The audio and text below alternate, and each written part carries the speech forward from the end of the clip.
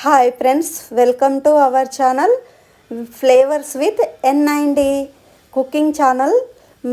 ఈరోజు మనము ప్రసాదం చేస్తున్నామండి దేవుడికి. అందుకనే పొయ్యి చక్కగా తూడ్చుకొని బొట్టు పెట్టుకొని, అలాగే గిన్నెకు కూడా మనం బొట్టు పెట్టుకోవాలండి. తర్వాత స్టవ్ వెలిగించుకొని గిన్నె పెట్టేసుకొని అందులో 1.5 వాటర్ వేసుకున్నానండి. వేసుకున్న తర్వాత మూత పెట్టి మరిగించుకోవాలి. మరిగించుకున్నాక చిక్కటి పాలు పోసుకోవాలండి. చిక్కటి పాలు పోసుకొని అవి కూడా మరిగించుకోవాలండి మూత పెట్టి.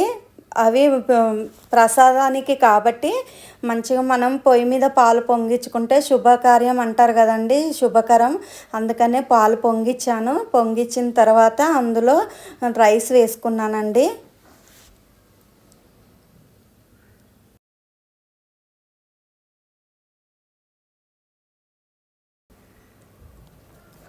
రైస్ వేసుకొని ఒకసారి మనము తిప్పుకోవాలండి. గరిటెతో తిప్పుకోవాలి. తిప్పుకోకపోతే అవి ఉండలు కట్టేస్తాయండి.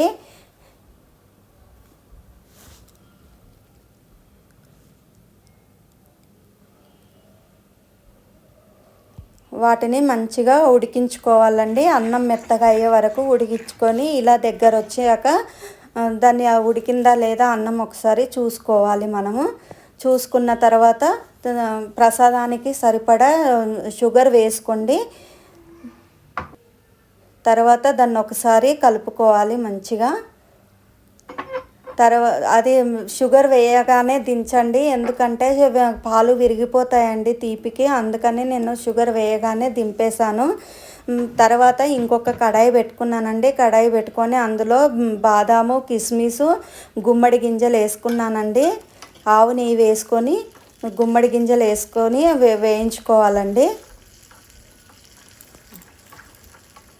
అవి మంచి గోల్డెన్ ఫ్రై వచ్చేదాకా వేయించుకొని వాటిని తీసి మనం ప్రసాదం దాంట్లో వేసుకోవాలి.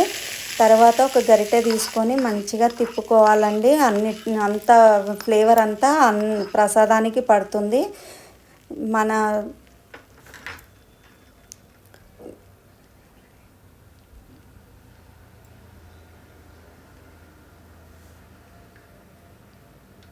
మన దేవుడి ప్రసాదం పరమాన్నం రెడీ అయిపోయింది ఫ్రెండ్స్.